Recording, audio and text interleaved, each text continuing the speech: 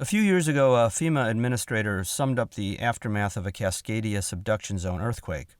This is what he said. Our operating assumption is that everything west of Interstate 5 will be toast. So there's something about that little sentence that just sticks with me, more than all the ominous facts and figures and warnings.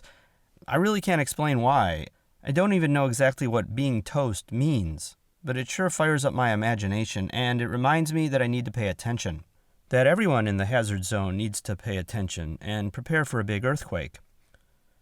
In this episode, we'll look at some preparation on a massive scale and the literally groundbreaking work by a team of College of Engineering researchers that have shaped those preparations and saved Oregon tens of millions of dollars in the process. I'm your host, Steve Franzel.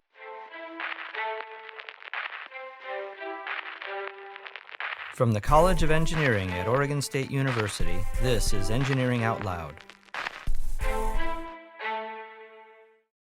Following rupture of the Cascadia subduction zone, the potential damage to our infrastructure networks can be large. What will really drive just how large these damage networks will be if the Cascadia zone exhibits a partial rupture or a full rupture. That's my guest, Armin Stuedlein, a professor of geotechnical engineering at Oregon State. The Cascadia subduction zone is a 600-mile fault that lies about 70 to 100 miles off the Pacific shoreline and stretches from northern Vancouver Island to northern California. A partial rupture of the fault will produce a magnitude 8 to 8.7 earthquake. If the entire fault ruptures, then the earthquake is expected to exceed 9.0.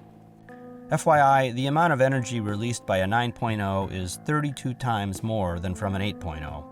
What we're anticipating is that many bridges will be out of service. Utilities that supply gas, electricity, potable water, stormwater, a lot of these types of utilities will be potentially out of commission. 3/4 of the buildings in Oregon aren't designed to withstand a megathrust earthquake. FEMA estimates that something like 1 million structures across the region will collapse or be compromised. And this is all before the rash of secondary disasters like floods, fires, dam breaches, and hazardous material spills. Then the tsunami will barrel ashore and take the destruction to another level. And our recovery really hinges on our ability to restore those critical infrastructure networks. And that's where the Port of Portland comes in. Having a usable runway immediately following this Cascadia subduction zone earthquake will be critical for bringing in supplies from other parts of the nation and putting our community in a position of responding quickly. The Port of Portland owns and operates Portland International Airport, PDX. Tons of supplies will need to come in round the clock for weeks, maybe months. Food, water, medical supplies, building materials, you name it. The only place in Oregon west of the Cascades that can handle that mission is PDX. But the runways, at least one of them, have to survive. They won't. They'll be toast. But that's going to change. We've got the north runway that's in very close proximity to the Columbia River. And then we have the terminals, and then the south runway is located perhaps 3/4 to a full kilometer away from the Columbia River. Without mitigation strategies and following an earthquake, the ground supporting the north runway will likely have moved out laterally into the river channel and will have sunk down as a result of that lateral translation. This movement will result from liquefaction, when otherwise solid ground starts acting like a liquid. More about that in a minute. Essentially, a wide swath of that material will have slumped down under the weight of the non-liquefied material, forcing the liquefied material into the river channel. And so we would expect to see potentially portions of the north runway inundated by the Columbia River. What remains above water will be warped and fractured, unusable. And the south runway? What we'd expect to see is uneven deformations of that runway as it has settled differentially due to the deep liquefaction below it. There are 3 main soil layers under PDX. And the first layer is a approximately 15-foot thick hydraulic fill sand material that was dredged from the river bottom along the Columbia River. And it's really well known how those soils are going to behave during an earthquake. If saturated, they will certainly liquefy due to their loose nature. The next main soil layer is a deposit of medium plasticity silt, which won't liquefy under earthquake loading, but would be potentially subject to large strength loss during the earthquake nonetheless. And from a depth of anywhere about 30 to 40 feet to up to 100 feet and deeper, we have a deposit of medium dense liquefiable sand deposits, which is really the deposit of main concern, because that drives the depth to which foundations need to extend, or the degree of mitigation, for example, that will be implemented below the runways. So a little bit about liquefaction. Liquefaction describes the process of what happens when soil takes on the characteristics of a viscous fluid. The phenomenon is most likely to occur in loose, granular soil that's saturated with groundwater, sandy soil, for instance. An earthquake generates fast-moving compression waves and slower-moving shear waves.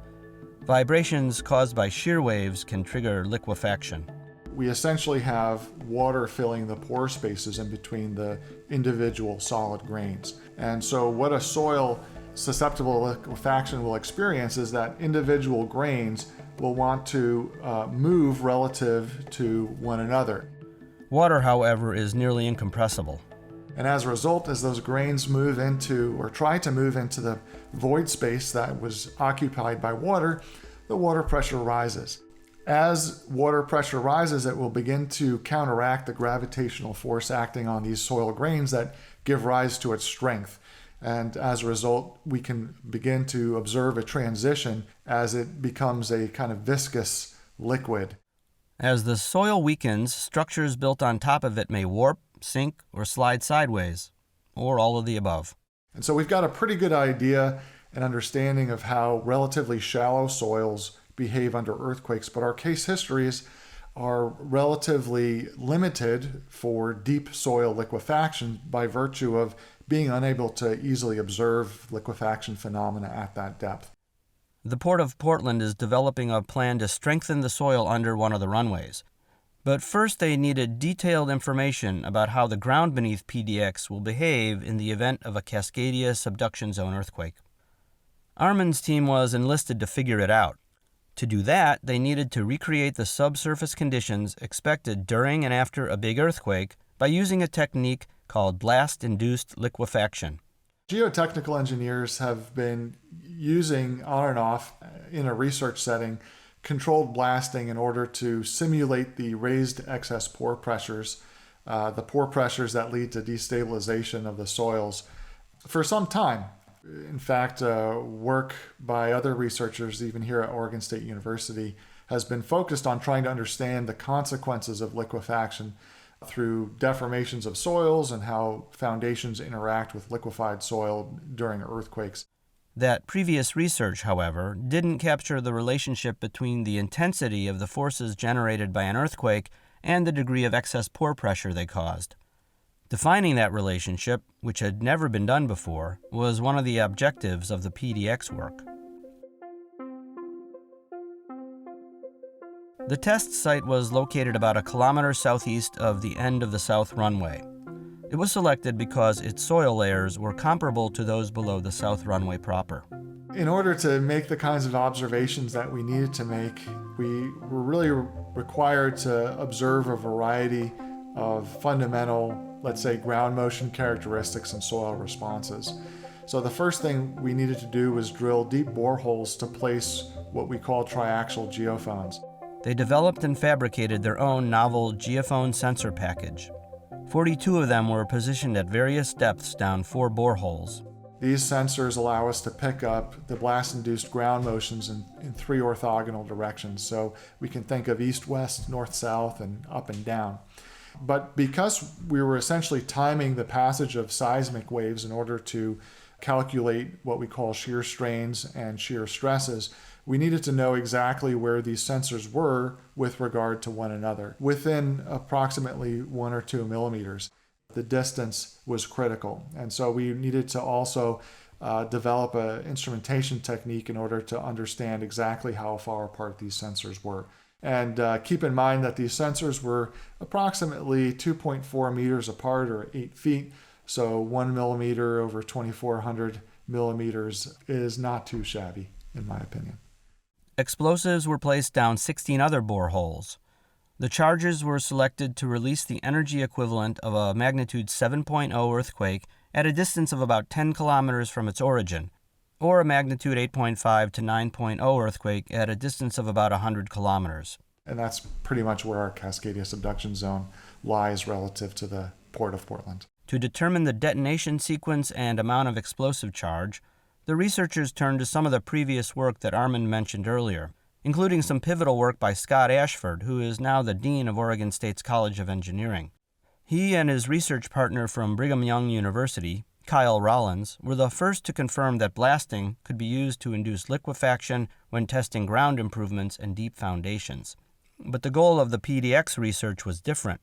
It was to determine the fundamental dynamic response of soil during and after an earthquake. What exactly was going on underground? That was also a first. The tests were conducted over 3 days, starting on October 3, 2018. We were able to get a 360-degree view of how liquefaction is triggered at very large depths and what the corresponding consequences in terms of displacement would be. And the soil responds in the same manner to these blast-induced shear waves as they would to an earthquake.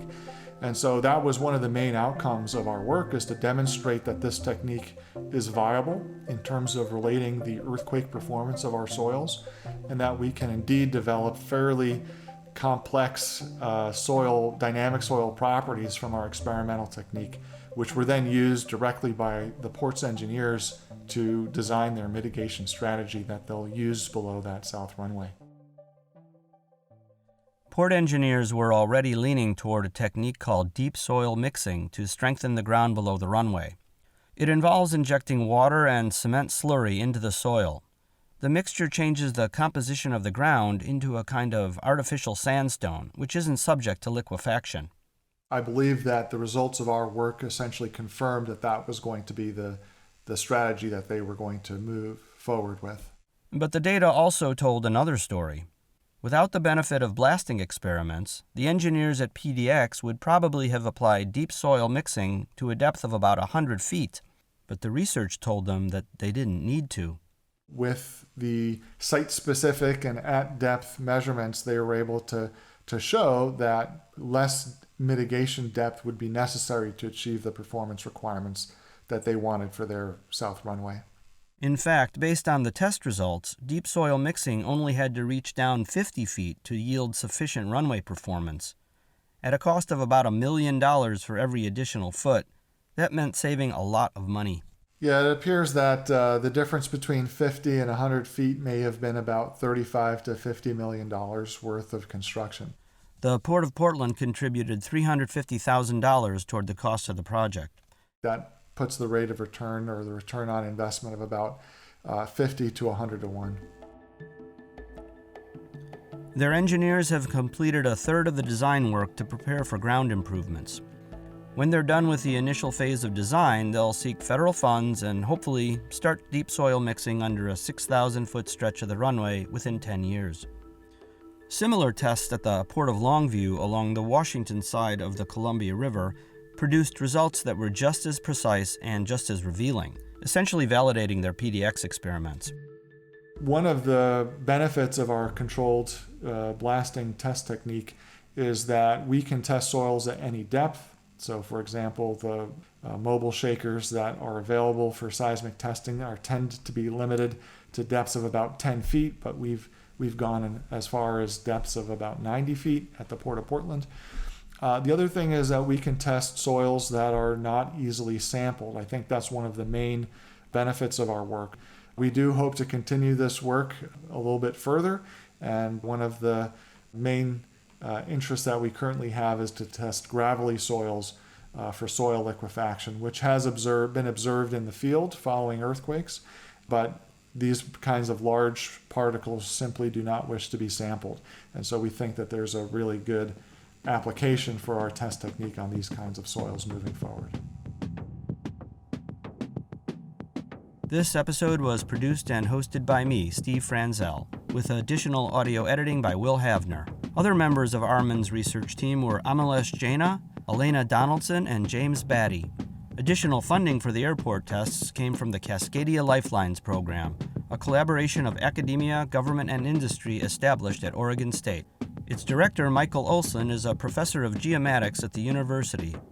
To find out what you can do to prepare for a major earthquake and other disasters, check out the links in the show notes. There are some easy steps you can start right away. Our intro music is The Ether Bunny by Eyes Closed Audio on SoundCloud and used with permission of a Creative Commons Attribution license. Other music and effects in this episode were also used with appropriate licenses. You can find the links on our website. For more episodes, visit engineeringoutloud.oregonstate.edu or subscribe by searching Engineering Out Loud on your favorite podcast app. Bye now.